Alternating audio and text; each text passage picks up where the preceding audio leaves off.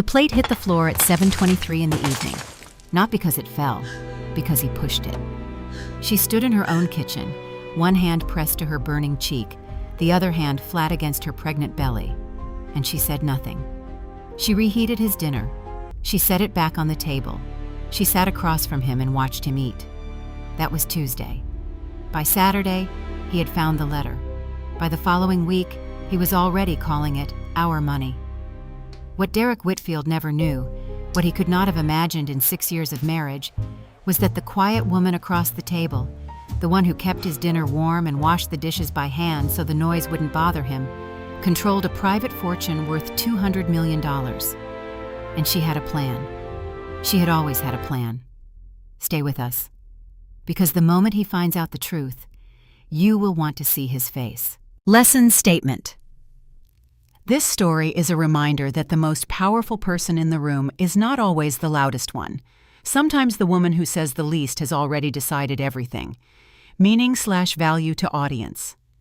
If you have ever made yourself smaller to keep the peace, if you have ever explained away something that hurt you, if you have ever known, deep down, that you deserved better and talked yourself out of believing it, this story is for you. Claire's journey is not just about money or revenge. It is about remembering who you were before you started shrinking.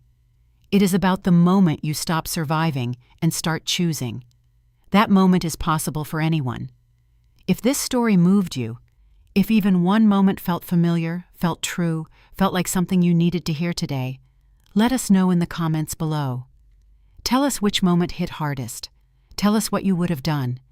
And if you believe someone else needs to hear this story, share it with them. No explanation needed. Just send it. They'll understand why. If you're new here, subscribe and stay close. We tell stories about women who find their way back to themselves. There are more coming. You won't want to miss them. The plate hit the marble floor at 7:23 in the evening. It didn't break. That was the thing about good ceramic. It slid from the edge of the counter where Derek had pushed it, skidded across the kitchen floor, and came to rest against the base of the refrigerator. The rosemary chicken scattered. The garlic mashed potatoes spread in a slow, creamy arc across the white tile. Claire did not move for 4 seconds. Her left hand was pressed against her cheek. Her right hand was flat against her belly. The baby had gone still, the way the baby sometimes did when something loud happened. Claire stood in her kitchen at 7:23 on a Tuesday evening and waited for the world to come back into focus. Derek was already walking toward the refrigerator. He stepped over the plate without looking at it. He opened the door and took out a beer. He twisted the cap off and set it on the counter. 2 inches to the left of the coaster, the way he always did. And he said, without turning around, "You knew I'd had a hard day." Claire said nothing. "The Hendricks account fell through. I told you about that this morning." He turned around now. He looked at her hand on her cheek, and something moved across his face. Not regret, not exactly. Something more like recalibration. "You were late with dinner. I came home hungry and the food was cold." "It was warm," Claire said. Her voice was very even. She had practiced this voice for years without knowing she was practicing it. "I kept it warm in the oven. It wasn't warm enough." She nodded once. She moved to the floor and picked up the plate. The chicken went back onto it. She carried it to the sink, scraped it into the trash, and stood with her back to him for a moment. The baby kicked. Once, then again. She breathed. She reheated the remaining chicken in the microwave for 90 seconds. She remade his plate. She set it on the table with fresh silverware and a clean napkin. She sat across from him and did not eat. Derek ate while scrolling his phone. He finished the beer. He started a second one. At some point, he said the chicken was good, actually, and she said thank you. And the kitchen clock ticked, and outside a car passed with its music. Up. And that was Tuesday evening in the Whitfield house on Larchmont Drive. This is how it went. Not with sirens, not with shattering glass and screaming neighbors, with reheated chicken and a second beer and a clock that ticked. Claire Whitfield was 7 months pregnant. Her ankles had been swollen since Thursday. Her lower back had ached for 2 weeks without stopping. She had spent 40 minutes that evening making Derek's favorite meal, the rosemary chicken, with herbs from the pot on the back porch, the garlic mashed potatoes exactly the way his mother had shown her, the table set with the good cloth napkins because Derek always felt better when the house was in order. She had put the chicken on the table at 6:58. Derek had walked through the front door at 7:22, 24 minutes. That was the distance between dinner being ready and Derek being home.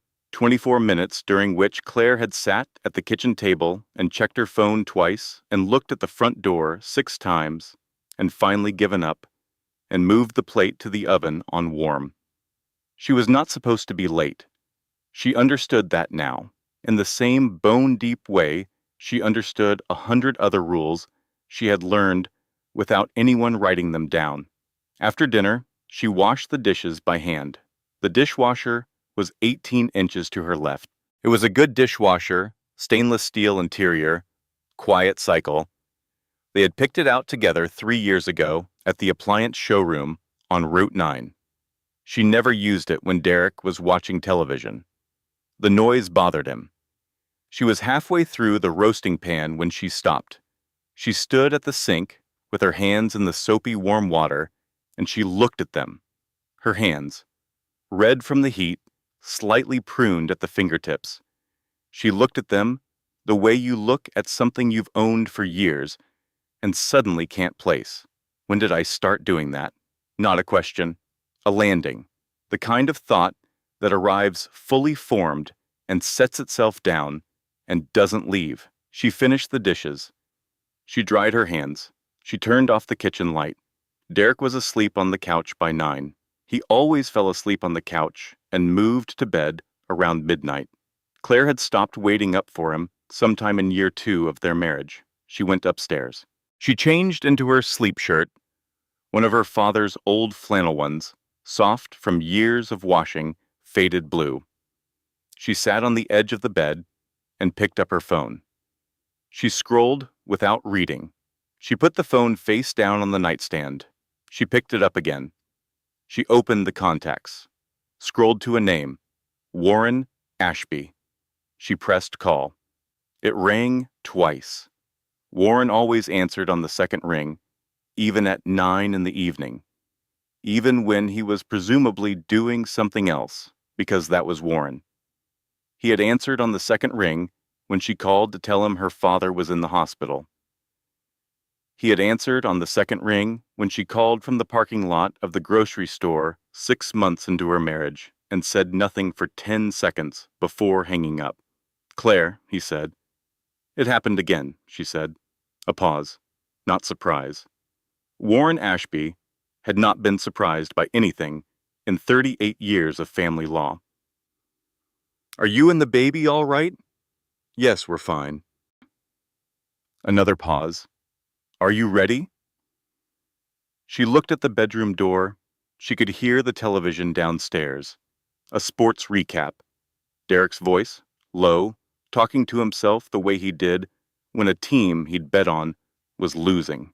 She hung up without answering. She lay down. She put her hand on her belly. The baby shifted. A slow, underwater roll that she felt from her hip to her ribs. She closed her eyes. Not much longer, baby, she whispered. Just breath, barely sound. I promise. She was asleep before Derek came upstairs. But before sleep, in the strange, suspended space between waking and under, a memory came, not a dream. A memory, 7 years ago. A different version of Claire Whitfield. No, a different version of Claire Hargrove, which was who she had been before, standing at a floor-to-ceiling window in a corner office on the 14th floor of a building in downtown Hartford. Outside the window, across the street, carved in stone, above the entrance of a 12-story building, Hargrove. She was 24 years old in this memory. She was laughing. She had her father's hands. Her father was behind her, saying something about the fourth quarter projections. And she was laughing because he'd made a joke that wasn't that funny, but was the kind of joke that her father made, dry and precise. And she found them hilarious because she had inherited his sense of humor along with his hands. $212 million. Growing quietly every single day in trusts she controlled completely. Derek did not know, and tonight, lying in the dark with her hand on her belly and her cheeks still faintly warm where his palm had landed, Claire Whitfield, Claire Hargrove, thought about that building across the street with her name on it, and thought about the key on her keychain that didn't match any door in this house, and thought about Warren's question. Are you ready? The baby kicked twice, insistent, certain. She breathed. The voicemail notification came at 8:47 in the morning. Claire was sitting in her car in the parking lot of Dr. Merritt's office. Engine off. Coat still buttoned. She had left the house at 8:15 while Derek was in the shower. She had not left a note. She had not told him about the appointment. She had stopped telling him about the appointments in month 4, when he had come once and spent 40 minutes on his phone in the waiting room, and then complained in the car on the way home that the parking structure charged $12 for under an hour. She looked at the notification. Bet Calloway. Voice memo, 42 seconds. She played it. Bet's voice came through the speaker, careful in the way it got when Bet was exercising discipline. Bet was a woman of strong opinions delivered at full volume, and when she modulated herself, it was audible. Like watching someone hold a door closed against wind. Hey, just checking in. Call me when you can. I have stuff. You have stuff. We have stuff. Also, I made that lemon cake you like. Just so you know, that's on the table. Figuratively and literally, actually, it's on my kitchen table. Okay, call me. Claire sat with the phone in her lap. Across the parking lot, a woman got out of a silver sedan. She was very pregnant. 8 months, maybe, farther along than Claire. She was laughing into her phone, one hand on her belly, walking with that particular rolling stride of late pregnancy, unhurried and certain. She looked up and caught Claire's eye and smiled the way pregnant women sometimes smile at each other. An acknowledgement, a small sisterhood of the enormous and uncomfortable. Claire smiled back. The woman went inside. Claire sat for 4 more minutes. Then she got out of the car. She had met Derek Whitfield at a gallery opening in October, 6 years ago. The gallery was showing work by a photographer Claire had followed for years.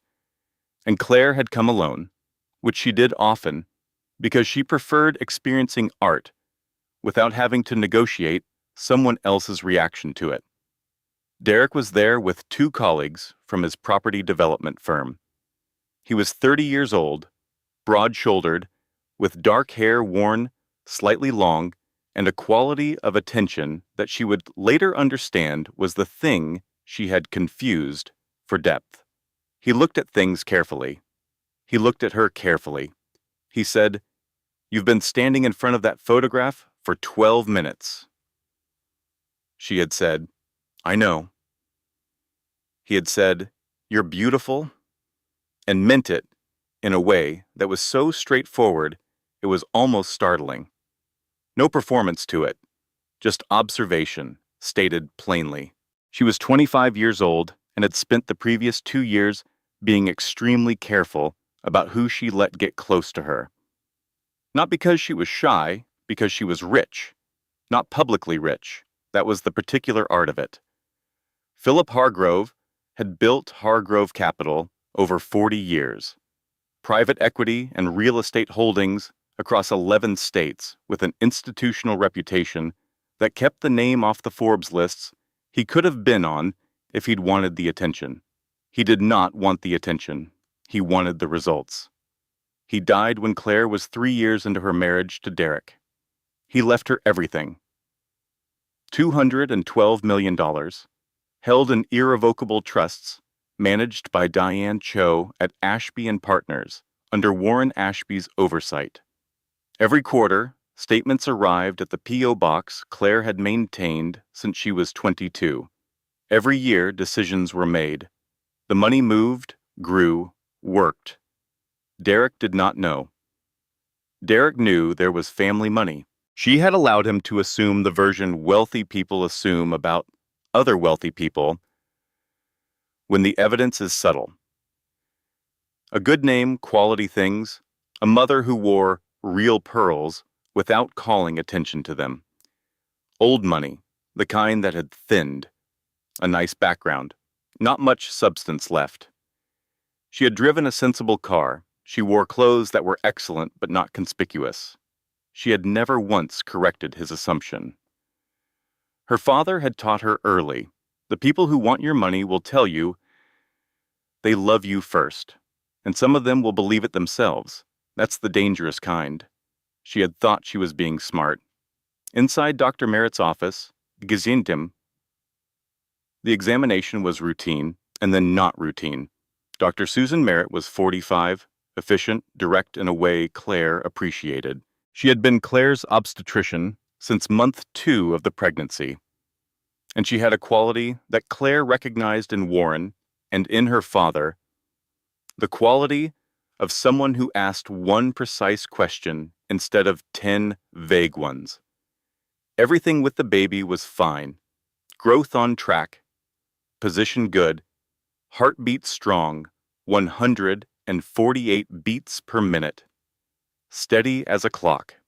Then Dr. Merritt asked her to sit up and shone a small light at her face and said very quietly, with the door closed, "Claire, your cheek." The bruise was mostly gone, 4 days in a good concealer, barely visible. A woman who wasn't looking for it would have missed it. Dr. Merritt was looking for it. "I bumped into the cabinet," Claire said. "In the kitchen, the corner of the upper cabinet. I wasn't paying attention." Dr. Merritt held her gaze for 3 seconds. Then she wrote something in the chart. She took a card from her coat pocket. Not a pamphlet, not a brochure, just a plain white card with a phone number. And she set it on the exam table beside Claire's hand. "That's a resource," she said. "Not if you need it. Just, that's a resource. Your next appointment is in 2 weeks. Call me before then if anything changes." Claire put the card in her purse without looking at it. In the car, she called Bet back. Betty answered on the first ring, which meant she had been watching her phone. "Hey, how are you doing? Like, actually doing?" The question landed with its specific weight. Actually, the word bet always inserted. "I'm good," Claire said. "Just tired. Baby's great. Good. That's good." A pause. "Claire, I know. I'm not going to push. I just want you to know that I know. I know you know." "Okay." Bet's voice settled. "Lemon cake is still available. I'll come Thursday." She hung up. She sat in the parking lot for 11 minutes. She did not start the car. Outside the windshield, the sky was the particular flat white of November in Connecticut, and the bare trees along the lot's edge looked like they were waiting for something. She thought about what she had said to Bet. "I'm good, just tired." She thought about how automatic that was, how she had not decided to say it, how it had just come, the way breathing came. She thought about the card in her purse. She thought about Warren's question. She started the car. She drove home. Derek's car was in the driveway. He was home early. Her hands tightened on the steering wheel. One complete breath in, one complete breath out. She looked at the front door of the house, the red door she had chosen, a detail she'd been proud of at the time, a small thing that felt like her own. She reached into the back seat for the grocery bags. She straightened her posture. She walked to the front door. Inside, on the kitchen counter, was an envelope. It had been opened. It was addressed to Claire Hargrove Whitfield from Hargrove Capital Trust, care of Ashby and Partners. Derek was at the kitchen table. He had the letter in his hands. He looked up when she came in. His expression was the controlled one. The careful, reasonable, temperature-managed version that was always more frightening than the loud one. Hargrove Capital, he said. He set the letter down very precisely. Isn't that your father's company? Claire set the grocery bags on the counter. She took off her coat. Sit down, Derek said. Let's talk about this. The refrigerator hummed. Derek was at the kitchen table with the open letter in front of him and his hands flat on either side of it, like a man who had found a map and was deciding how to read it. He had his reasonable voice on. Claire knew this voice the way a sailor knows weather. She sat across from him. How much money are we talking about? He asked. Some assets, she said. My father structured things through the trust before he died. Warren manages it. Warren Ashby. Yes. Your father's lawyer. Derek nodded slowly. Not at her. At some internal calculation. And you never mentioned this because it didn't seem relevant to our day-to-day. She watched his face.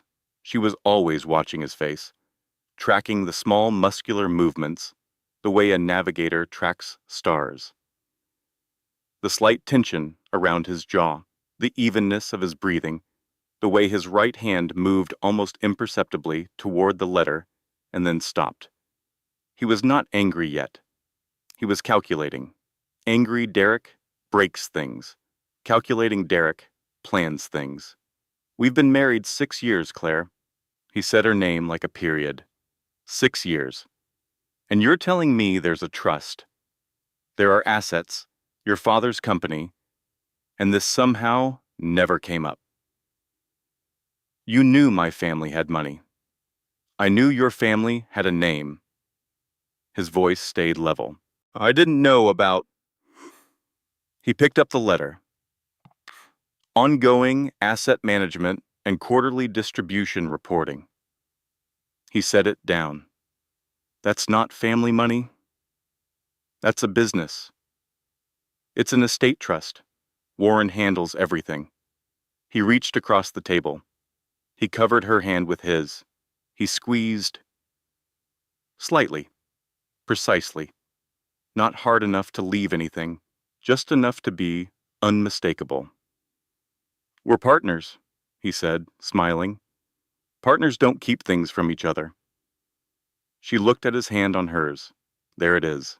Of course, she said. You're right. What followed was 40 minutes of the most precise performance of her marriage. Derek asked questions. He was good at this.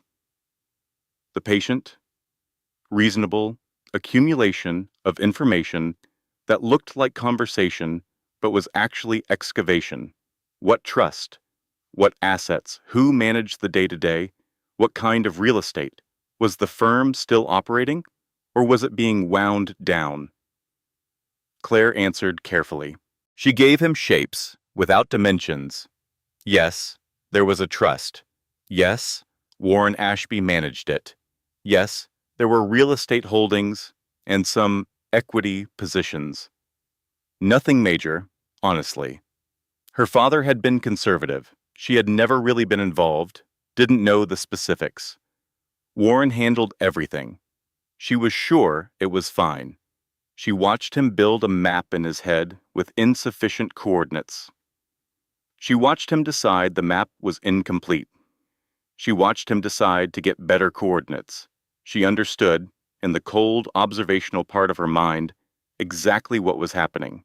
She also understood that she had been protecting herself from the wrong thing for 6 years. That night, while Derek watched his sports recap and she stood at the sink, the memories came, not in order, in the way memory actually works, in shards and flashes, arriving by association, each one landing with the particular ache of something you recognize only in retrospect.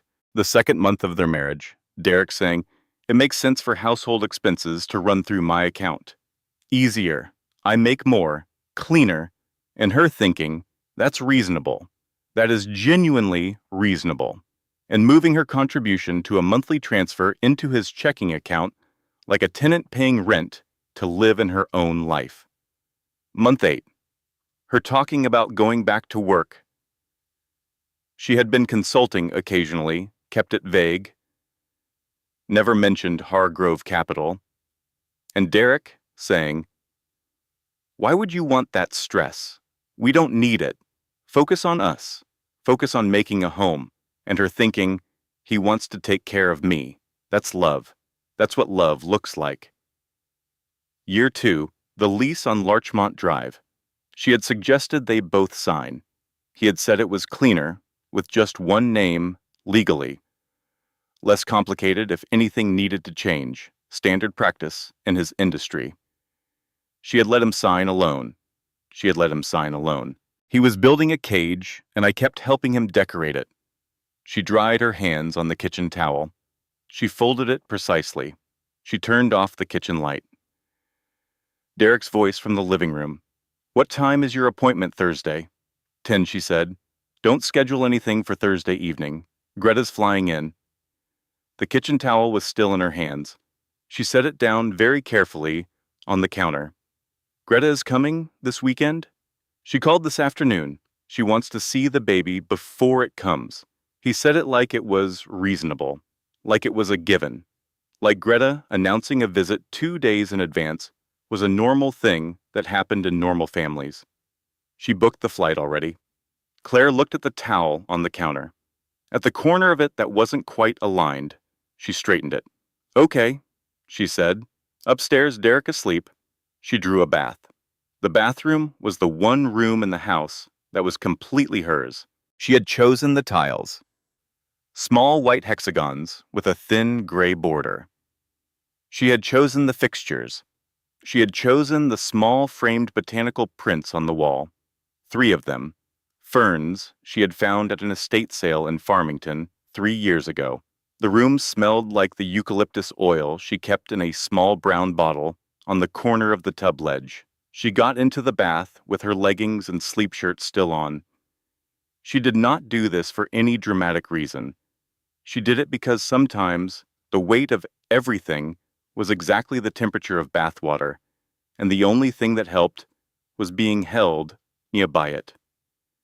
She sat very still. The baby moved, a slow, deliberate shift, like someone turning over in sleep.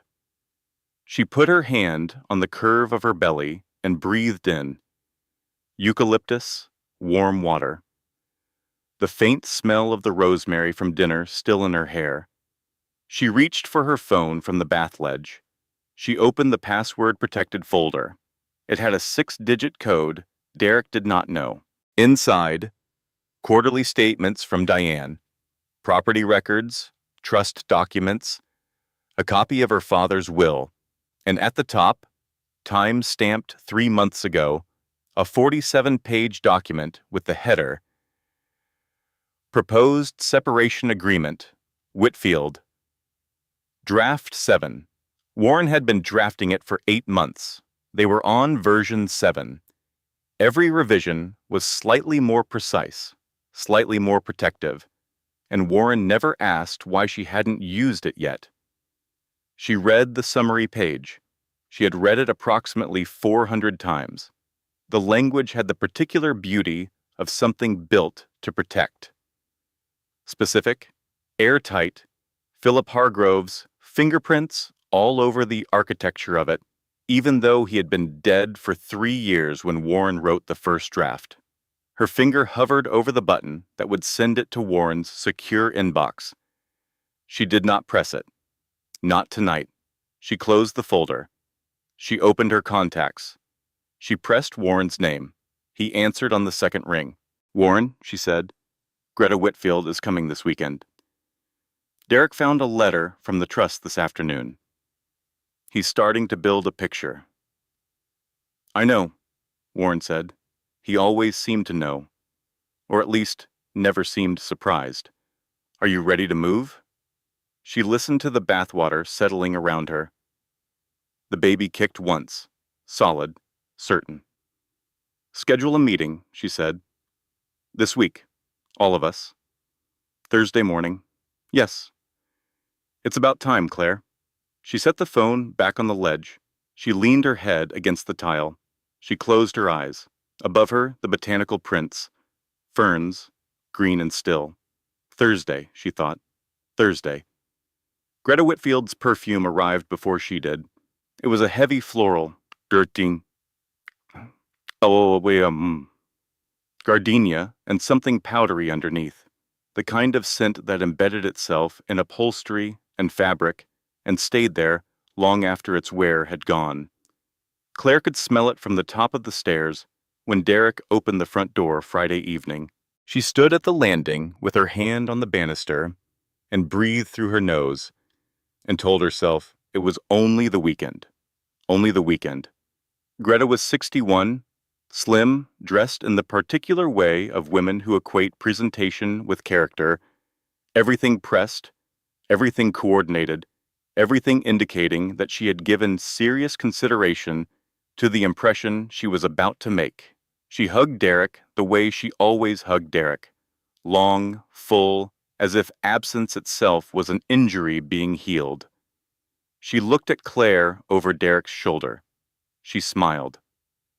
Claire, you're enormous. Thank you, Greta, Claire said.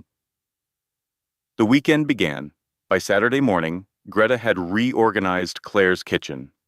Not the whole kitchen, just the spice cabinet and the lower pantry shelf, and the arrangement of pots above the stove. She did this the way she did many things, without asking, while describing the improvements as obvious, in a voice that made any objection seem like a personality defect. Claire made coffee. She made enough for 3. The nursery color, Greta said over her mug, at the kitchen table, addressing Derek but looking at Claire. It's that green. What's it called? Sage, Claire said. Is sage safe for an infant? The paint is 0VOC. I saw something about certain shades affecting sleep. I can send you the study I read, Claire said. It didn't find any correlation. Greta looked at her, a look that said, I am being patient with you. I'm just saying, for the baby. Of course, Claire said. For the baby. Saturday lunch was pleasant. Saturday afternoon was pleasant. Claire had become, over 5 years, a person of extraordinary surface pleasantness in Greta's presence. She answered questions. She declined to engage with provocations. She offered Derek's mother tea and then coffee and then a glass of water and understood that each offering was a small deposit in a bank she would never actually own. She was too tired for it this weekend. She didn't explode. She didn't argue. She simply ran out of the energy to maintain the performance at full wattage. And the performance dimmed slightly, and Greta noticed and filed it somewhere. Saturday afternoon, 3 o'clock, Claire went upstairs to rest. She did not rest. She lay on the bed with her eyes open and her phone on her chest and thought about Thursday morning, about Warren's office, about version 7 of the separation agreement, and then she heard them. She wasn't eavesdropping.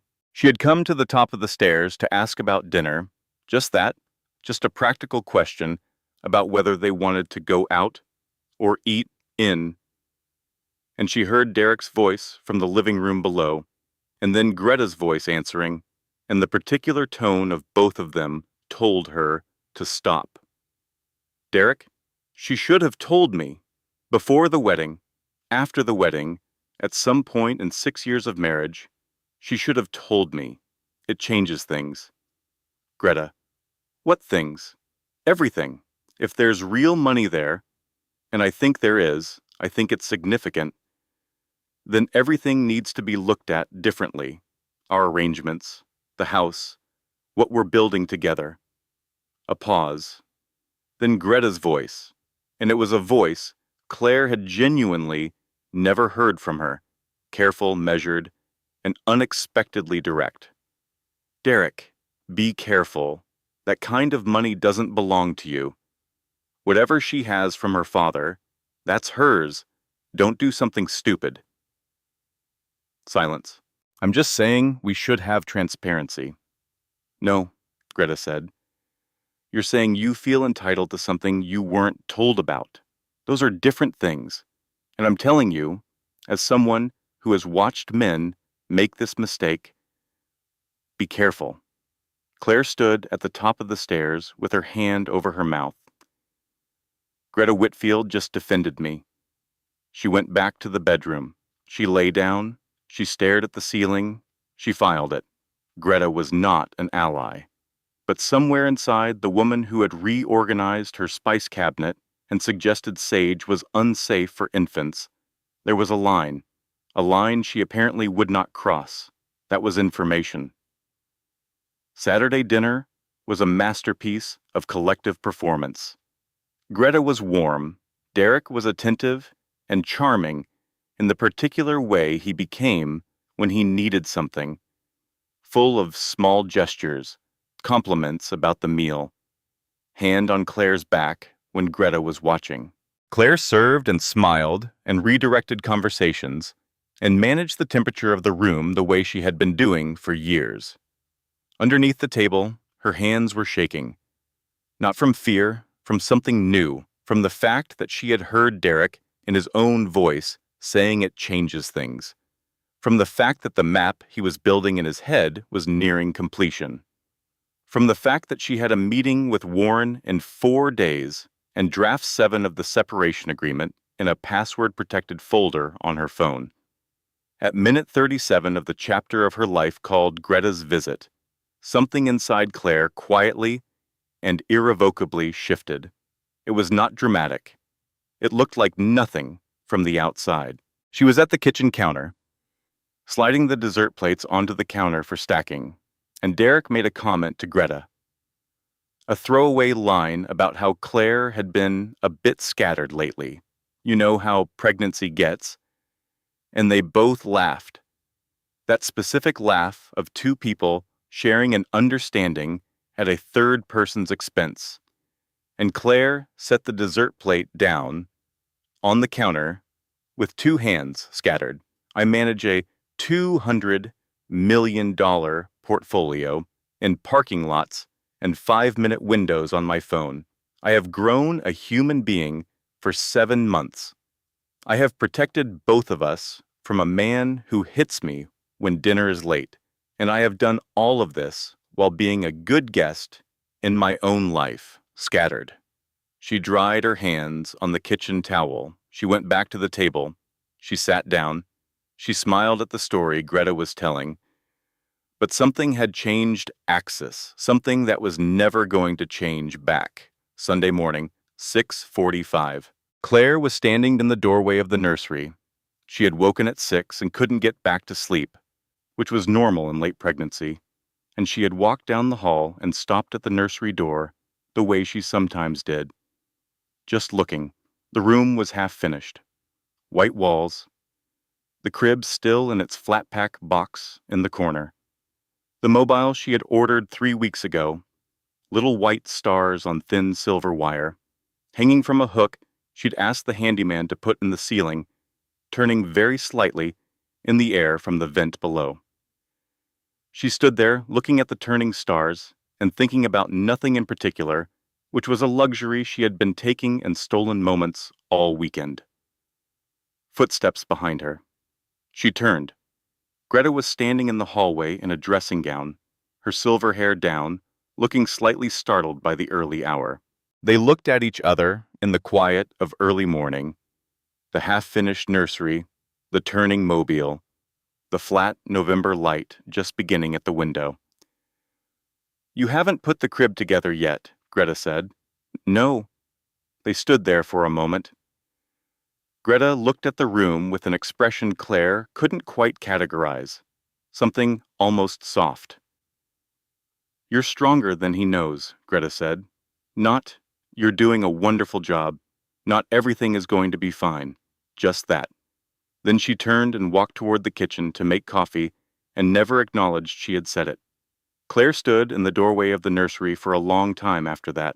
Sunday afternoon, Greta left. Derek drove her to the airport. He was gone for 2 hours. When he came back, he closed the front door and stood with his back to it. Claire was in the kitchen. She heard him breathing. Then he turned around. He was holding his phone up. On the screen, a Google search. Hargrove Capital estimated value. An article from a financial publication, 6 years old, citing a press release from before her father restructured the holdings. The number on the screen was $430 million. That was the old number. Before restructuring, before the assets were moved into the trust structure, before Philip Hargrove, with Warren Ashby's assistance, had deliberately made the public number smaller and the real number larger and the whole arrangement invisible. But Derek didn't know that. He was looking at $430 million and looking at his wife. "Want to try this conversation again?" he said. The Doppler monitor beeped with steady, unhurried rhythm. 146 beats per minute. 147. 146 again. Claire lay in the triage bay at Mercy General with a blood pressure cuff on her left arm and a fetal monitor strapped across her belly, and a nurse named Ruth who had the particular quality of kind efficiency, doing 3 things at once while making each individual thing feel like her full attention. "Little elevated," Ruth said, reading the blood pressure display. 138/91. We'll monitor for an hour and see if it comes down." "It will," Claire said. "Stress can cause this," Ruth said. She was adjusting the Doppler lead, not looking at Claire. "Is there anything at home we should know about?" Claire looked at the ceiling. The ceiling tiles had a pattern. She counted the small square perforations. 12 across, 14 down. "I'm fine," she said. "Just overwhelmed. Pregnancy things." Ruth nodded once, wrote something down, and went to get Dr. Merritt. The conversation with Derek on Sunday evening had not gone well. She would not narrate the whole of it, even to herself. Some things compressed in memory to their essential shape, which was the shape of what they cost. What it had cost, Sunday evening, was the pretense. She had sat across the kitchen table from her husband, holding his phone, with the $430 million number on the screen, and she had thought, "This is the last time I perform this." And something in her face must have shifted, because Derek's expression shifted in response. Not to the calculation, but to something underneath it. Something like the beginning of a question he hadn't thought to ask before. He had grabbed her wrist when she stood up from the table. Just a grab, not a strike. His hand around her wrist and pressure applied to keep her seated. "We're not done talking." And she had looked at his hand on her wrist and thought, with complete clarity, done. She had driven herself to the hospital. She had done this without deciding to. She had gotten in her car and driven, and ended up in the Mercy General parking lot, because the car knew where safe was, even when she hadn't said the word yet. She had called Bet on the way. She had not meant to. She had pressed Bet's name without entirely meaning to, and Bet had answered on the first ring, and Claire had said, "I'm at Mercy General. I'm fine. The baby is fine." And Bet had said, "Parking structure or street level?" Because that was Bet, not what happened. Not, "Are you sure you're fine?" Just, "Where do I go?" Bet was in the waiting room when Ruth came back to say visitors were allowed. She came into the triage bay carrying 2 coffees. One clearly labeled decaf in marker on the cup, because Bet had stopped at the hospital cafe and thought of that specifically, and she looked at Claire for 3 complete seconds. taking inventory in the particular way of a woman who had been best friends with this other woman for 11 years. She did not ask what happened. She sat in the plastic chair beside the bed, and she took Claire's hand, and she said, "Okay, what do you need?" Claire looked at her. She could not remember the last time someone had asked her that question and meant it with zero agenda. "I need to go," Claire said. "Not home, not anywhere specific, just go." The concept of movement and ending, unnamed. Bete nodded. "Tell me what that means, and I'll help you make it happen." And something that had been held very tightly for a very long time, with enormous effort, in Claire Whitfield's chest, broke. Not broke the way things break in films, not sobs and collapse. Broke the way ice breaks in early spring. A sound like a crack, and then the slow separating of the surface into something that had always been underneath. She told Bet. Not everything. Not all at once. She told her about Tuesday evening. The plate on the floor, the reheated chicken, the hand on her cheek.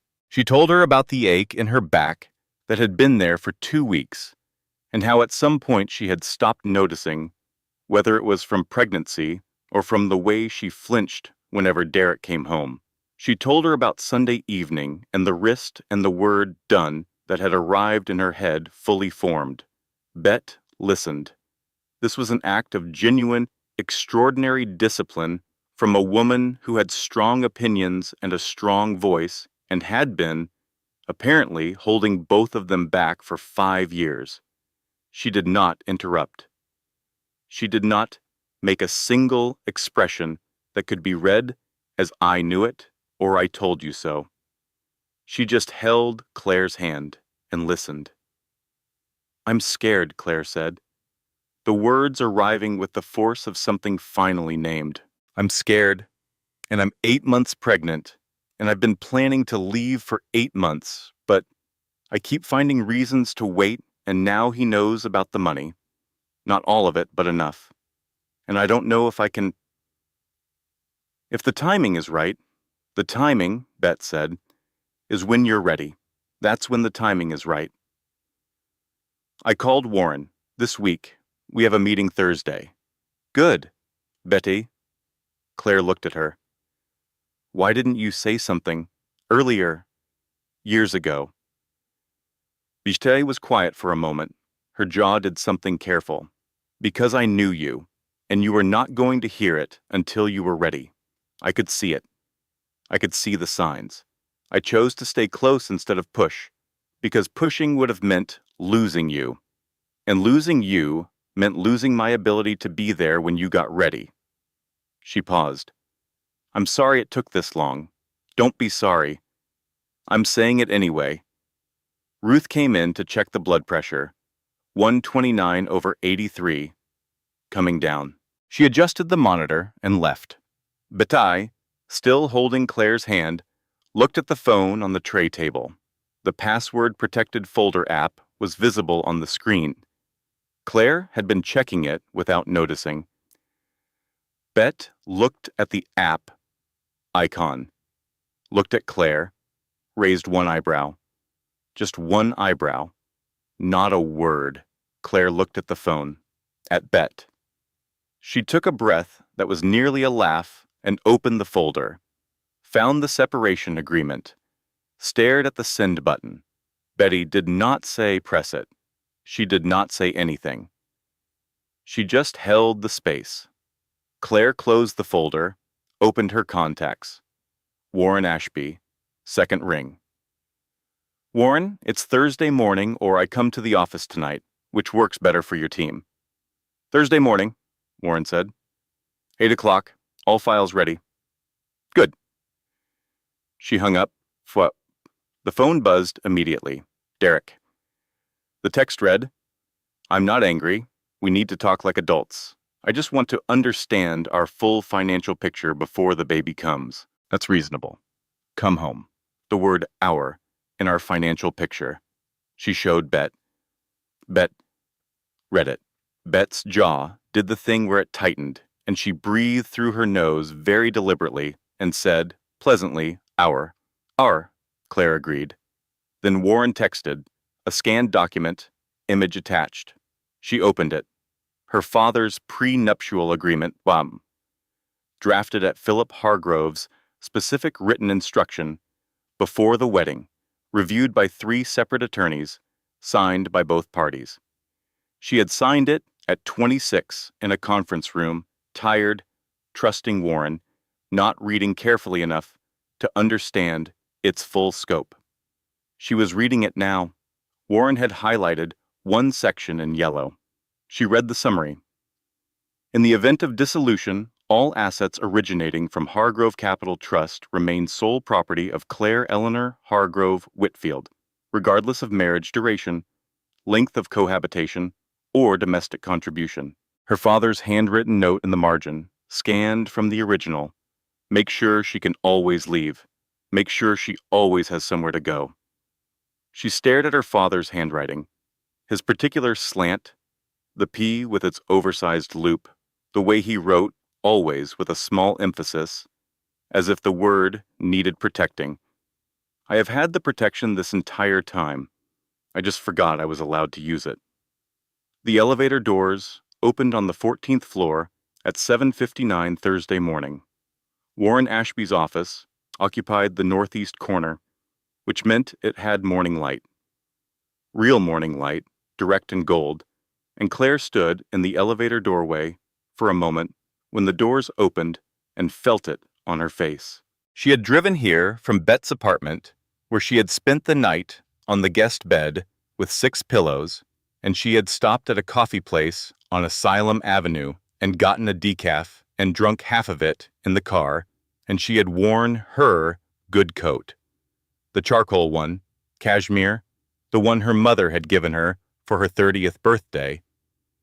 And she had done her hair the way she liked it, not the way that caused the least comment. She looked like herself. She had forgotten, briefly, what that felt like. Warren was at his office door when she stepped out of the elevator. 64, silver-haired, slight in the way of men who had always been lean, wearing a suit that was excellent without drawing attention to itself. He looked at her when she came down the corridor, looked at her face, specifically, and she saw him register the coat, the hair, the way she was walking. He said nothing about any of it. He stood back to let her into the office. "Sit down, Claire," he said. "Let's get you out of this."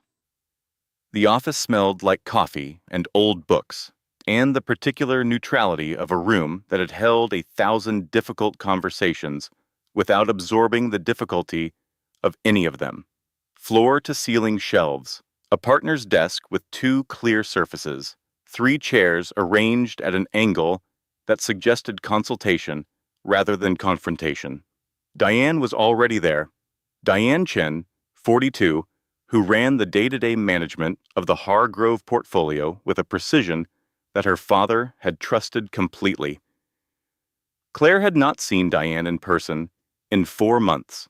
Diane stood, extending her hand, and said, "You look well." "I look like a person who slept at her friend's apartment," Claire said. "But thank you."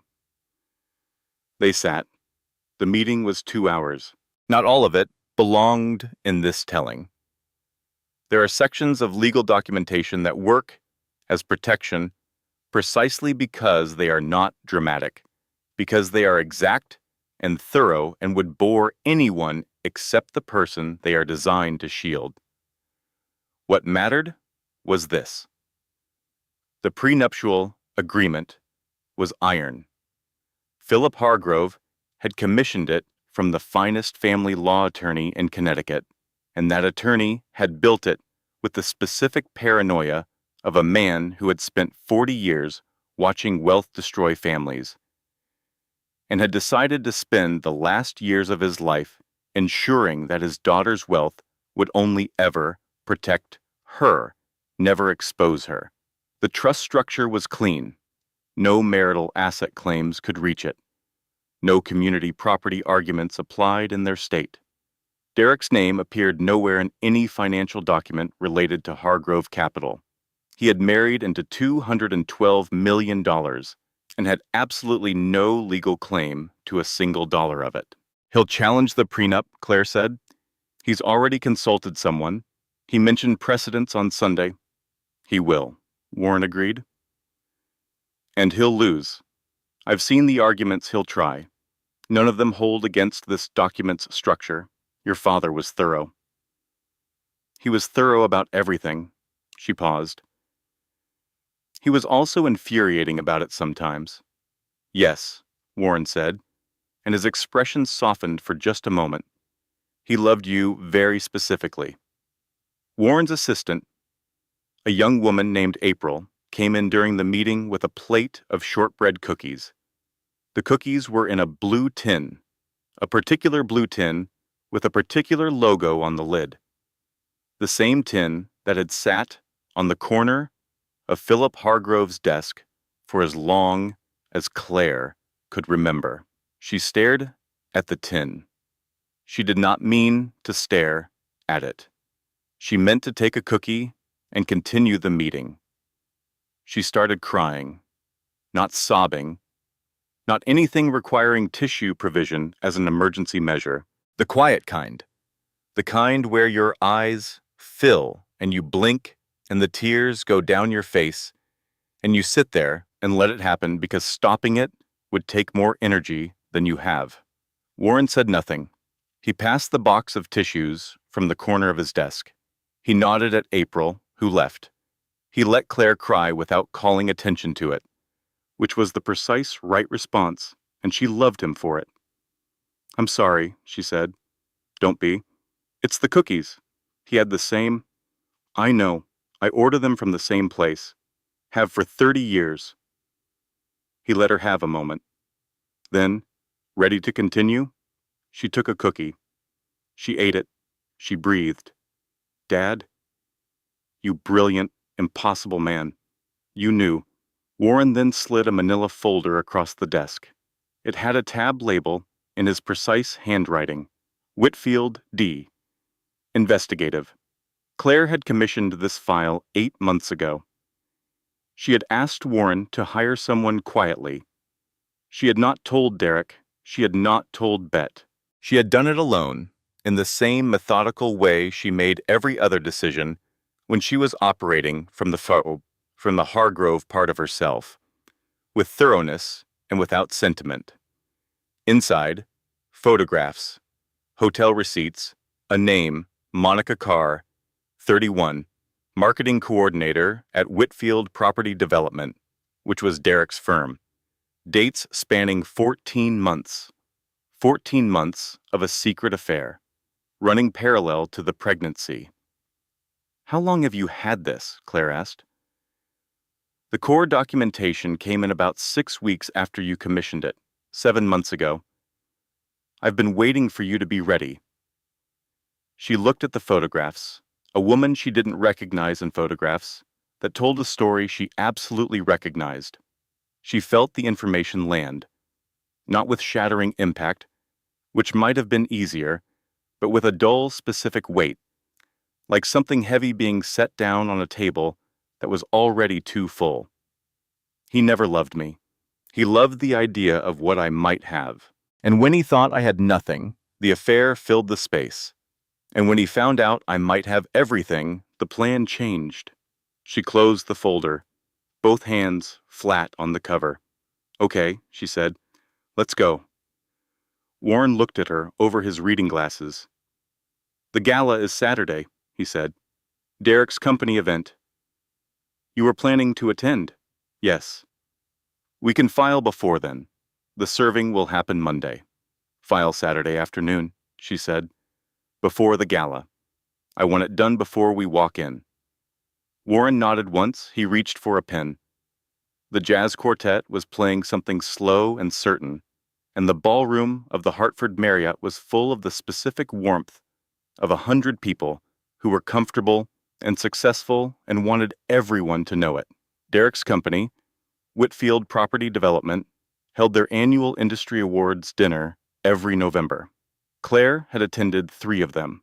They were, she had always thought, a portrait of a particular kind of ambition, the kind that needed external confirmation, that required a room of peers and a podium and a plaque with a name on it to feel real. She understood ambition. She had been raised by it. But the Hargrove version of ambition was private. It showed up in results, not in events. She wore black. She had her hair done at 3, 2 hours before the gala. At a salon on Farmington Avenue, where the owner knew her and asked no questions and did good work. She wore small diamond earrings that had been her mother's. She wore the good coat over a dress that fit her at 7.5 months pregnant, like a dress that was designed for this. Draped well, structured right, chosen in October when she was already planning ahead. She looked like Claire Hargrove tonight, not Derek Whitfield's quiet pregnant wife, not the woman who washed dishes by hand to avoid bothering him, not the woman who reheated chicken and said thank you and put the card from the doctor in her purse without looking at it. She looked like the 14th floor. She looked like the building with her name on it. Derek was relieved she had come. She could read that relief in the way his posture shifted when she arrived at the hotel entrance. Something releasing, something recalibrating. He had been managing her carefully since Sunday evening, since the wrist. The careful version of Derek, present, attentive, touching the small of her back, complimenting her appearance in front of his colleagues. "You look beautiful," he said quietly, steering her toward the ballroom. "Thank you," she said. 17 minutes into the event, she saw Monica Carr. She knew the name from Warren's file. She knew the face from the photographs. She had thought she was prepared. She was mostly prepared. Monica was across the ballroom, near the bar, in a green wrap dress. She was 31 and attractive in the way Claire imagined she was. Bright eyes, good posture, the specific energy of someone who was trying to appear relaxed and was not entirely succeeding. She was talking to 2 women Claire didn't recognize. She was also, twice in the 14 minutes Claire watched her, glancing at Derek. The way you glanced at a man you were sleeping with when you were in the same room and not supposed to acknowledge it. The particular frequency of that specific look.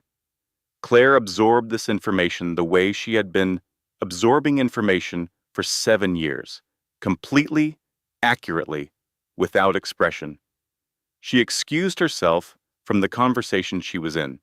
Derek's boss, his wife, a discussion about a waterfront development project, and walked toward the restrooms. Monica followed within 90 seconds. Whether she had planned this or whether proximity and guilt had produced it, Claire didn't know and didn't particularly care.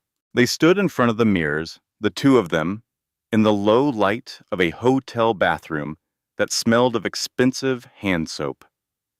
Monica looked at her in the mirror. The sequence of emotions on her face was genuinely rapid. Recognition, guilt, something harder, defiance, possibly, or the performance of defiance as a substitute for courage. "You should know," Monica said, and her voice was steadier than her expression, "that Derek is planning to file for divorce. He's been talking to a lawyer for 2 weeks. He's planning to claim half of everything." Claire applied lip gloss. She watched Monica in the mirror while she did this. "He should look at the prenup first," she said. Monica blinked. "What prenup?" "Exactly," Claire said. She capped the lip gloss. She turned from the mirror. "Have a good evening."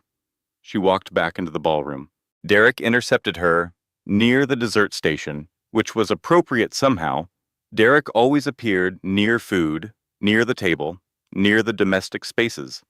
He was holding a glass of wine, and his smile was the calculated one, the one that meant he had been thinking about this moment. "I spoke to someone," he said. His voice was low, conversational. They were standing 12 feet from his regional director, who was laughing at something with 2 other people. About the trust, about the prenup situation. I think you'll find there are legitimate questions about its validity given community property precedents in Derek, she said, very quietly, very pleasantly. She was still smiling. I want you to think carefully before you finish that sentence, because when you do, this becomes a different kind of evening. He finished the sentence. He said, I'm entitled to an equitable share of everything we built together, all of it, and I'm prepared to demonstrate that in court if I need to. She took out her phone. She opened the email application. She navigated to the sent folder. She turned the screen to face him. The email was time-stamped 4:17 p.m. Subject, Whitfield. Separation agreement, filed. Derek read the screen. His eyes moved left to right and then back again, the way eyes do when they're encountering something they're trying to unencounter. You already when 4:17 this afternoon, she said. Warren's team filed it with the court. You'll be served Monday morning. The jazz quartet chose this moment, as if they had been briefed, to begin a new song, something confident and unhurried. Around them, the ballroom continued, glasses, laughter, awards being moved toward the podium at the front. Derek Whitfield stood very still. His face moved through things. The controlled anger, the calculating patience, the performance of reasonableness, all of it cycling through and finding nothing to land on, because the thing it had been reaching toward, the $212 million, the leverage, the long game, was gone. It had been gone the whole time. He had just not known where to look. And underneath all of those expressions, something Claire had genuinely never seen on his face before. Fear. Just fear. Plain clean, stripped of everything it had been hiding behind. She looked at it and felt, not satisfaction, not triumph, not the specific vindication she had imagined feeling in this moment when she had imagined this moment late at night at Bet's while reading the separation agreement for the 401st time. She felt tired and free and very hungry, which was a pregnancy thing, but also possibly a fundamental truth of the body thing. The lawyers will be in touch, she said, and walked away. She did not go back to find Derek. She made one circuit of the room, greeting people she knew, accepting a glass of sparkling water from a passing tray, listening to 30 seconds of a conversation about a development project in Simsbury. And then she got her coat from the coat check, and she walked out. She had driven herself to the gala. She had planned this. She sat in her car in the hotel parking garage, not the driveway of Larchmont Drive, never that driveway again. A neutral, fluorescent-lit parking garage, with the sounds of other cars and distant music and her own breathing. She sat there for 3 minutes. The baby kicked, once, hard. I know, she thought. I know. She pressed her hand to her belly. The kick came again, slightly lower. She started the car. She drove to Bet's. She never went back to Larchmont Drive. The guest room at Bet's apartment had a window that faced east. This was not a detail Claire had ever noticed before, because she had always been a visitor here, sleeping late when she visited, missing the morning. But now, 4 days into living here, she knew that the window faced east, because the light came in at 6:45 every morning with a particular insistence that she had come to appreciate. She had been at Bet's for 4 days. She was safe. She had filed. The separation was formally initiated. The baby was healthy. Dr. Merritt had confirmed this in a phone call Wednesday, her voice carrying the specific professional warmth of someone who had been quietly worried and was now quietly relieved. Claire's blood pressure was down. She was also unable to sleep on her left side because of an ache in her hip that started somewhere around week 32 and had not improved.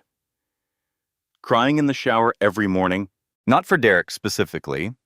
That particular sorrow was simpler and smaller than she'd expected, and she was honest enough with herself to recognize that the simplicity was its own kind of grief. She was crying for the years, for the energy, for the specific loneliness of being in the wrong life and knowing it, and choosing, every single day, to explain it to herself as something else, making lists.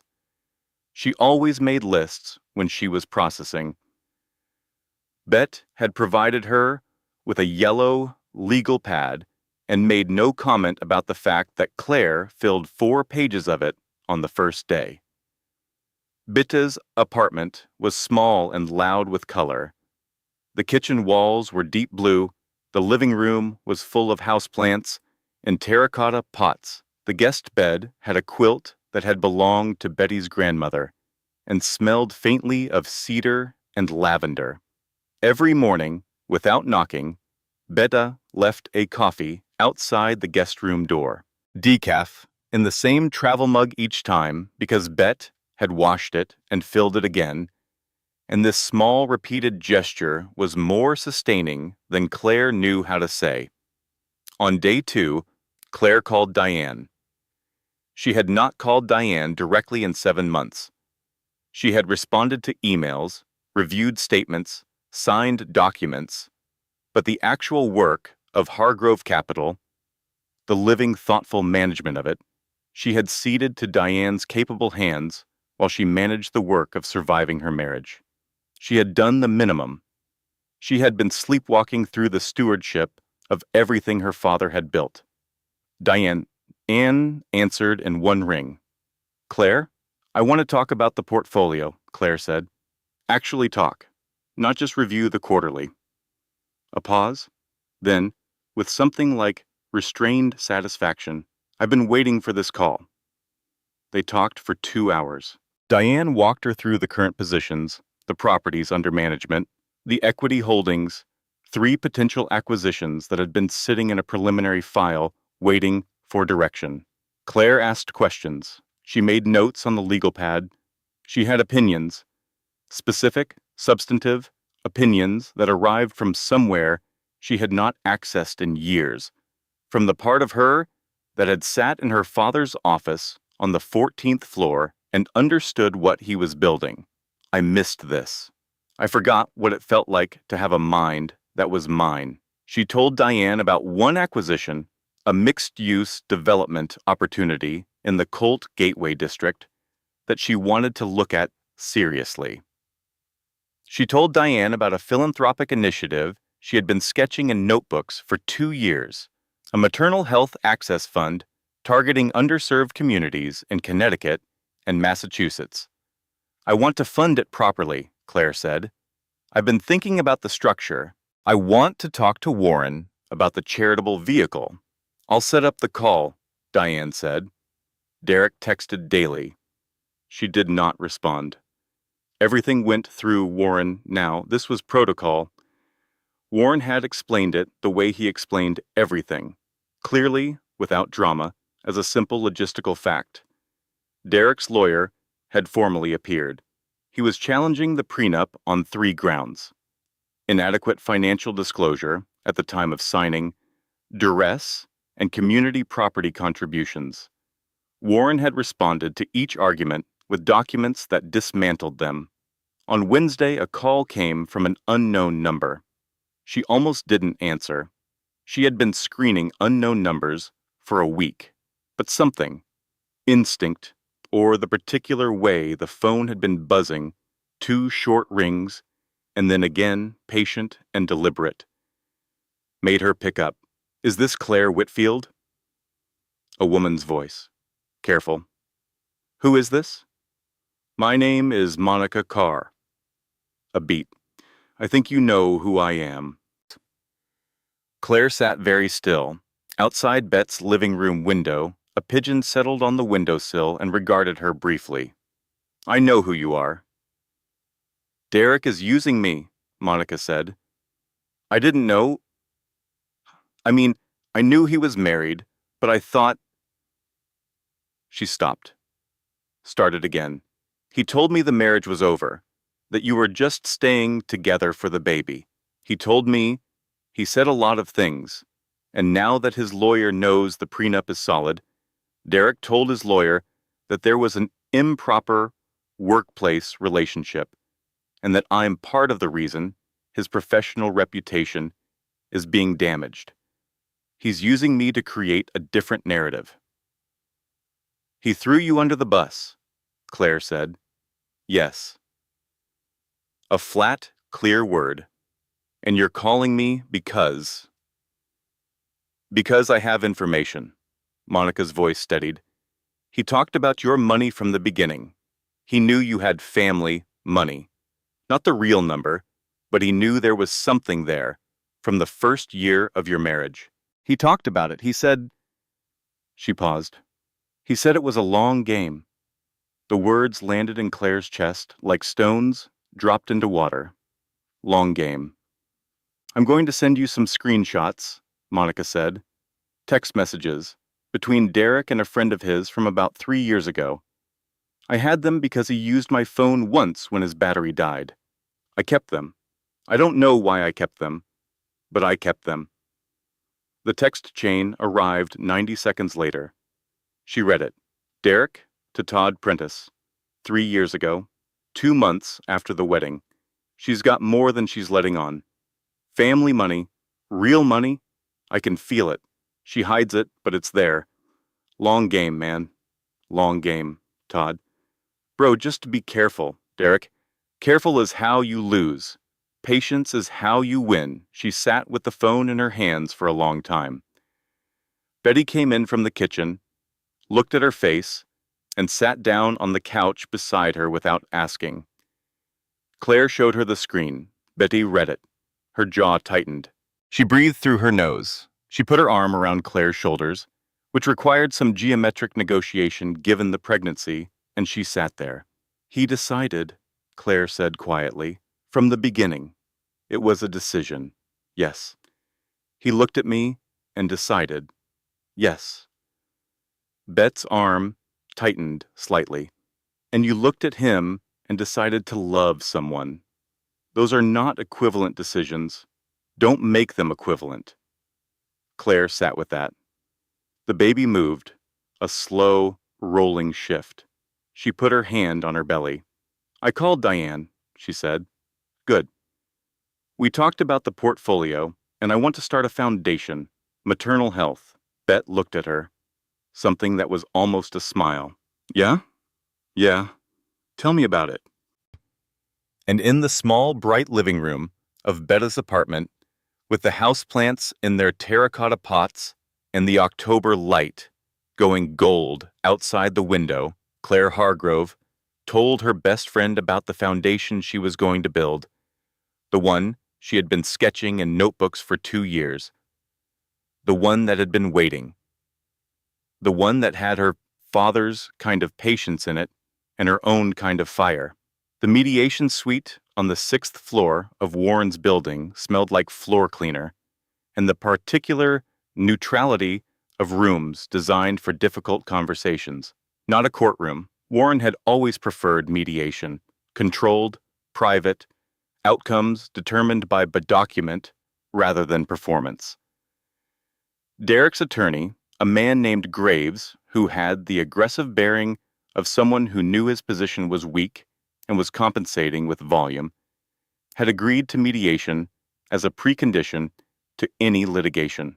This was, Warren had explained to Claire on the phone the night before, because Derek's lawyer was smart enough to have read the prenup and understood that going to trial would be expensive and would result in exactly the same outcome.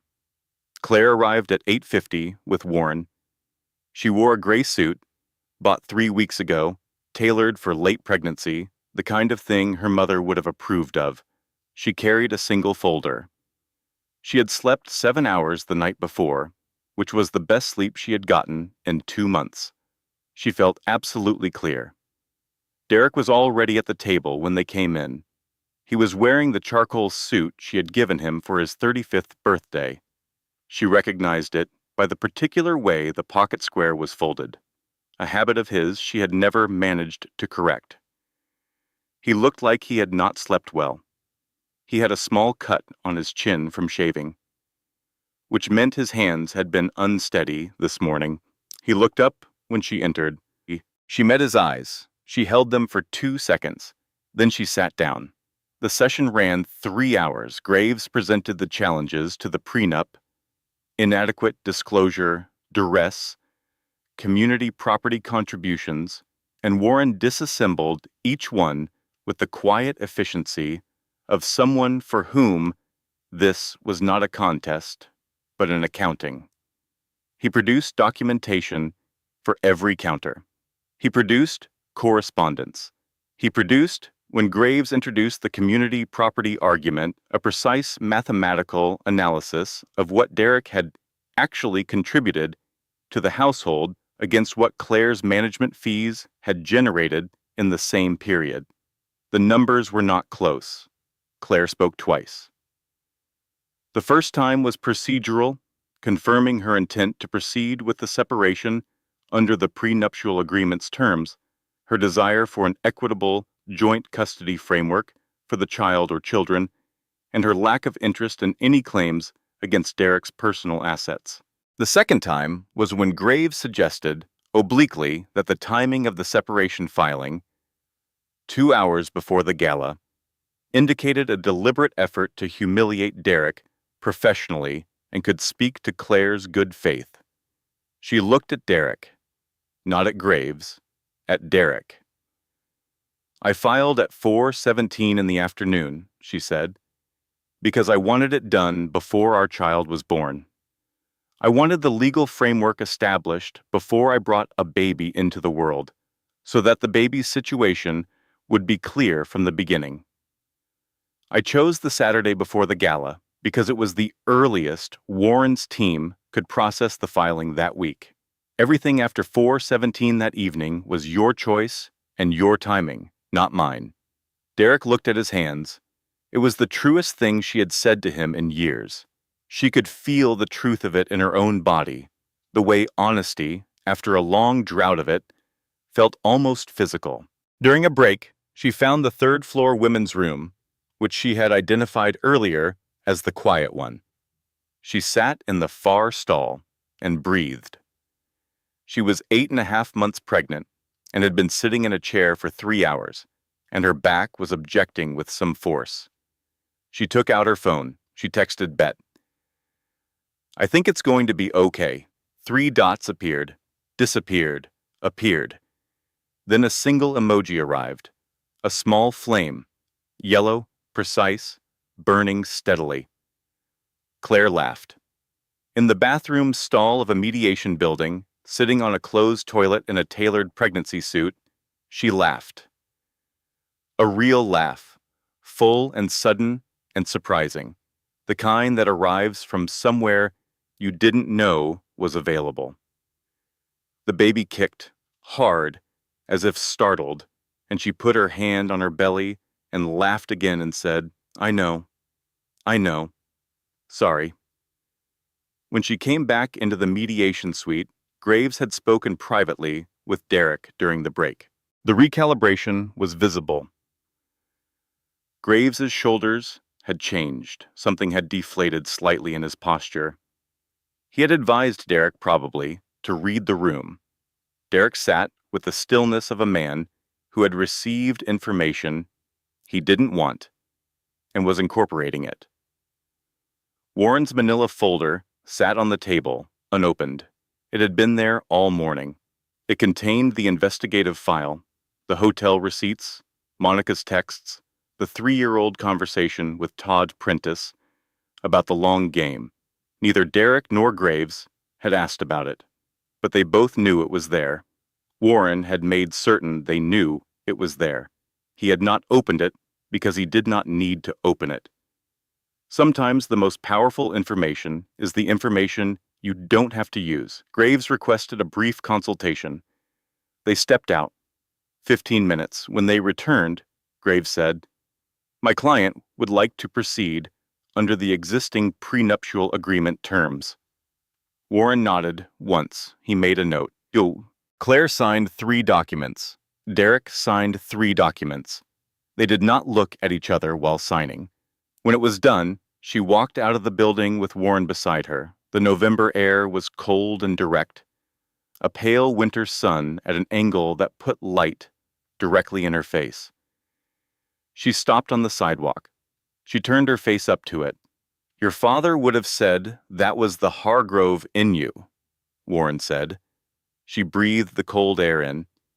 He would have been insufferably pleased about being right. He was always insufferably pleased about being right. It was one of his better qualities. She smiled. Her phone rang. Dr. Merritt. "Claire?" Her doctor's voice had a specific quality. Careful, warm, slightly elevated. "How are you feeling right now? Are you sitting down? I'm standing outside a building. I just finished mediation. I'd like you to sit down." She sat on the building's front steps. Warren sat beside her, which she noted without asking him to. "Your last set of tests," Dr. Merritt said. "All of the results are excellent. You and the baby are completely healthy. I want you to know that first." "Okay. And secondly, I want you to know this because it changes your planning." A pause. "You're having twins, Claire. 2 heartbeats. We've been tracking them separately for the past 2 appointments. There was some positioning that made it difficult to confirm earlier. But today's imaging is unambiguous. A boy and a girl. Both healthy, both exactly where they should be." Claire sat on the cold stone steps of a building in Hartford, Connecticut, 8.5 months pregnant, on the day she had concluded the legal process of ending her marriage. She looked at Warren. Warren was looking at her with an expression she couldn't immediately read. "Warren," she said. "Yes?" His voice was careful. "I'm having twins." Warren was silent for a moment.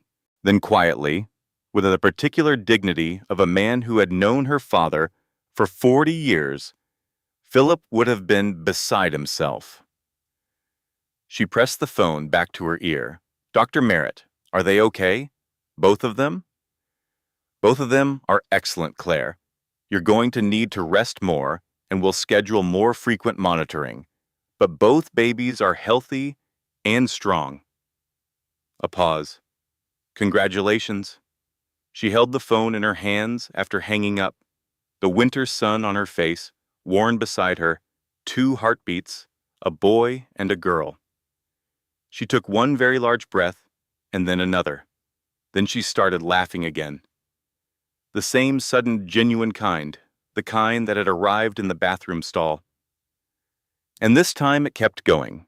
And after a moment, Warren joined her, and they sat on the cold steps of a mediation building in Hartford and laughed until the people walking by started looking at them. Eleanor arrived first at 4:22 in the morning with the particular announcement of someone who had been waiting and was done with it. James came 6 minutes later, in his own time, at his own pace, which Claire later understood was simply his personality beginning. Eleanor Rose Hargrove Whitfield, 4 pounds, 14 ounces. James Philip Hargrove Whitfield, 5 pounds, 2 ounces, both healthy. Both exactly where they should be. The James was for her father. She didn't explain this to anyone who asked. The Philip was the explanation. Betty was in the waiting room during the delivery. She had arrived at the hospital 11 minutes after Claire called her, which meant she had been dressed and in her car and possibly already driving, which Claire chose not to question. When Dr. Merritt came out to say that both mother and babies were well, Bet sat down in the plastic chair, put her face in her hands, and stayed there for approximately 45 seconds. Then she stood up, straightened her jacket, and said, "Okay, let's go see them." Nora Hargrove arrived from Boston the following morning. She came by train, which she preferred, with a rolling bag that contained specific things. 2 sets of organic cotton infant clothes she had washed and pressed herself, 3 containers of soup she had made and frozen, a framed photograph of Philip holding a very small baby Claire, that had sat on Nora's nightstand for 31 years, and a small wrapped box that turned out to contain 2 identical gold bracelets, one for each baby, both engraved on the inside with the word Hargrove. She looked at Eleanor and James for a long time, without speaking. Then she said, with the precision of someone who had been saving the exact sentence for the right moment, "Your father would have adored them." Claire, in the hospital bed, holding both babies in the arrangement Dr. Merritt's nurse had shown her, nodded once. Her mother sat in the chair beside her and put her hand over Claire's hand, and they were quiet together for a while, which was the Hargrove way of saying the most important things. Betty moved into the new apartment for 3 weeks. The new apartment was on the 8th floor of a building on Asylum Hill, a corner unit with 2 exposures and more light than any room had a right to in November. Claire had chosen it specifically for the light. She had signed the lease 6 days after the mediation, 4 weeks before the babies arrived, because she had discovered that the act of choosing her own space with no negotiation, no management of someone else's reaction to her preferences, was one of the most clarifying things she had done in years. The walls were white. She had not yet decided what to put on them. She had bought furniture she actually liked, not furniture that caused the least friction. The nursery had a sage green wall. One sage green wall, 3 white ones, because she had read the study and she liked the color. Betty occupied the second bedroom with a cheerful efficiency that involved setting up a coffee station by 7 each morning and holding whichever baby seemed most alert while Claire slept. She was caught doing this twice. Standing at the living room window at 5 a.m., Eleanor in her arms, speaking quietly to her about various topics, including a recent work situation and a documentary she had watched, and her strongly held opinions about certain mutual friends. Both times, Betty declined to be embarrassed. "She's a good listener," she said. "Better than some people I know." Derek came for the first supervised visit when the twins were 11 days old. He had accepted the custody framework that Warren had proposed. Supervised visits for the first 6 months, then a graduated schedule as the children grew. Claire's attorney was present. The visit was 45 minutes. He held James for most of it. He sat in the armchair in the living room with James on his chest, and he was quiet in a way Claire had rarely seen from him. Not the controlled quiet, not the calculating quiet, but something simpler and more human. When he stood to leave, he handed James back to the night nurse Claire had hired for the first months. He put on his coat. He looked at Claire, not at the babies, and said, "I know I was wrong." Just that. No elaboration, no request for response or absolution. Just a statement, offered flatly, like something being returned to its rightful owner. Claire nodded once. "I'll see you at the next visit." He left. She closed the door. She stood in her own front hallway, in her own apartment with her own name on the lease and her 2 babies in the next room and her best friend in the kitchen, making the specific brand of tea that she liked, and nobody's preferences to manage but her own. Done, she thought. The same word that had arrived in the kitchen on Sunday evening 3 months ago. Then it had meant ending. Now it meant something else entirely. Now it meant complete. She called Diane the following week. She had been speaking to Diane regularly since the day she called from Bet's apartment. But this call was different. This call was, "I'm ready to run this properly." Diane said, "I've set aside 140 pages of materials for you. Send them. You'll want the first 20 pages first. They're about the opportunity in the Colt Gateway district." "I already read about it. I want to move on it." Another of those restrained, satisfied pauses. "Welcome back." Hargrove Capital had not stopped working in the years Claire had been surviving her marriage. The money had grown, the properties had been managed, the equity positions had performed. Diane had done excellent work without direction. But there is a difference between an institution running on good stewardship and an institution being led. And the leadership of Hargrove Capital had been absent, and now it was returning. And the thing that happened when Claire Hargrove turned her full attention to something was the thing her father had known about since she was old enough to sit at his conference table. She had her father's mind. She had been using it in parking lots and stolen 5-minute windows in the half space between managing her marriage and managing her survival. She had not yet used it the way it was built to be used. She began. The Maternal Health Access Fund took shape through November and December.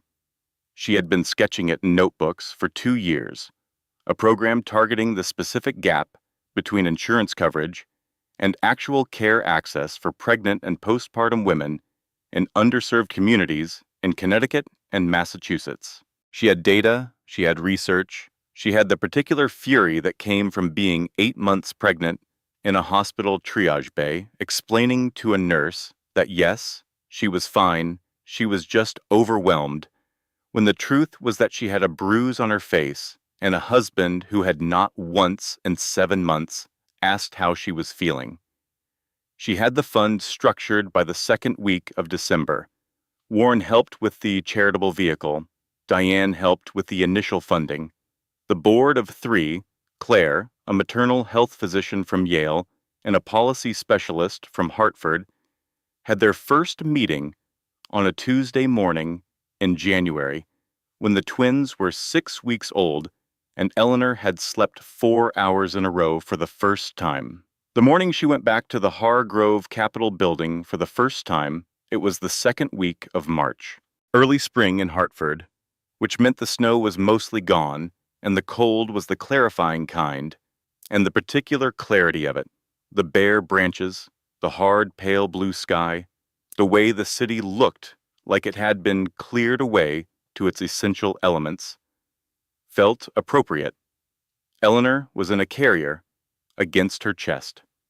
James was in the stroller beside her. Bet was on her left with 2 coffees and the particular expression of someone who had dressed up slightly for an occasion she was pretending was casual. They stood on the sidewalk outside the building. Hargrove. Stone letters above the entrance. Her father's name. Her name, carved into the building's face 30 years ago by a man who had believed, with the particular Hargrove brand of quiet certainty, that it belonged there. Ready? Bet asked. Claire looked up at the letters. She looked at the door. She looked at Eleanor against her chest. The small, warm weight of her, the way she breathed in sleep, that steady, unhurried rhythm that had been running for 6 minutes in a hospital at 4:22 in the morning and had not stopped since. She thought about Sunday evenings on Larchmont Drive, about reheated chicken and dishes washed by hand and a key on her keychain that didn't match any door in a house she had never loved, about Warren's question, asked so many times on the second ring. Are you ready? She thought about the parking lot at Dr. Merritt's office and Bet's voicemail with the careful, restrained voice, and the photograph of a woman with her father's hands standing at a 14th floor window with Hargrove across the street. She thought about her father's note in the margin. Make sure she can always leave. Make sure she always has somewhere to go. She turned her face up to the March sky. I was always ready, she said. I just had to remember where I started. She walked in. The lobby was exactly as she remembered it. The stone floors, the particular light from the high windows, the reception desk where a young man looked up when the door opened. He recognized her name when she signed in. She could see it, the small recognition, the slight adjustment of his expression, and he said, Welcome, Ms. Hargrove Whitfield. Mr. Ashby's assistant called ahead. They're expecting you on 14. 14th floor. She walked to the elevator. Bet folded the stroller. Eleanor slept against her chest. In the elevator, going up, Claire Hargrove looked at herself in the mirrored doors. She looked at the woman looking back, 31 years old, slightly tired in the way of new mothers. Her hair done the way she liked it. Her good coat, her father's earrings, 2 babies, one in the carrier and one in the stroller, Betty was managing. A full calendar, beginning tomorrow. The Colt Gateway acquisition on the docket. The Maternal Health Fund's first grant cycle opening in April. The floor counter climbed. 7, 8, 9. She thought about the women she had been before this year. The careful one. The one who washed dishes by hand to avoid the noise. The one who had $212 million in a password-protected folder and lived like a woman who was afraid to take up space. She had not stopped being that woman all at once. She had stopped being that woman 1 degree at a time. In the bathtub with her leggings on, in Warren's office, eating shortbread and crying, in the restroom of a hotel ballroom, saying, "You should probably look at the prenup first," in a mediation suite, signing 3 documents with steady hands. She had stopped being that woman in stages, the way anyone stops being the wrong version of themselves, slowly, and then all at once, and then completely. 12, 13, 14. The elevator opened. Warren was at the door. He looked at her, at the carrier, at Eleanor, at Claire's face, and he smiled with the full warmth of a man who had been waiting for this day for a long time and was allowing himself to feel it. "Good morning," he said. "Good morning, Warren." She walked past him into the 14th floor. The morning light came in from the northeast corner, the same light that had been coming in every morning for 30 years. The same light she had stood in at 24 years old with her father's laugh still in her ears. Outside the window, across the street, Hargrove. She sat down at the table. She opened her folder. She began. For anyone listening to this story right now, for anyone who has ever driven around the block 1 extra time because going inside felt impossible, for anyone who has ever picked up the phone and put it down and picked it up again and said, "I'm fine," when they weren't, for anyone who has been doing the math on leaving for longer than they want to admit. Here is what Claire Hargrove finally understood, sitting on the steps of a mediation building in the winter light. 2 heartbeats, moving inside her, everything she had carried for years finally set down. She had been confusing survival with living for a very long time. Surviving was white-knuckling the steering wheel and keeping dinner warm and washing the dishes by hand and making herself smaller and smaller until she fit the frame she had been given. It was competence without joy. It was safety without life. Living was choosing where you drove. The prison door had been unlocked the whole time. Her father had unlocked it before she even walked in. She had been her own warden, not because she was weak, but because she had been so occupied with protecting everyone from the truth that she had forgotten she was allowed to protect herself with it. The hardest moment was not the gala. It was not the mediation. It was not any of the confrontations or revelations or the morning she drove to the hospital because she had nowhere else to go.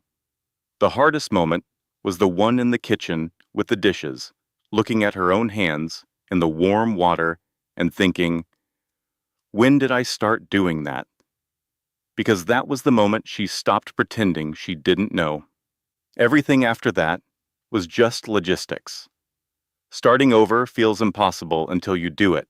And then one morning you are standing on a sidewalk in early March with a baby against your chest and your father's name above a door and your best friend beside you with 2 coffees. And someone asks if you're ready, and you realize the answer has been yes for longer than you knew. You were always ready. You just had to remember where you started.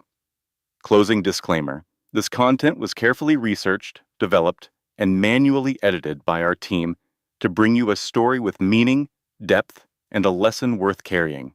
All characters and events are fictional. Any resemblance to real people or situations reflects only the universality of certain human experiences. We tell these stories because we believe every woman deserves to see herself in a story where she wins.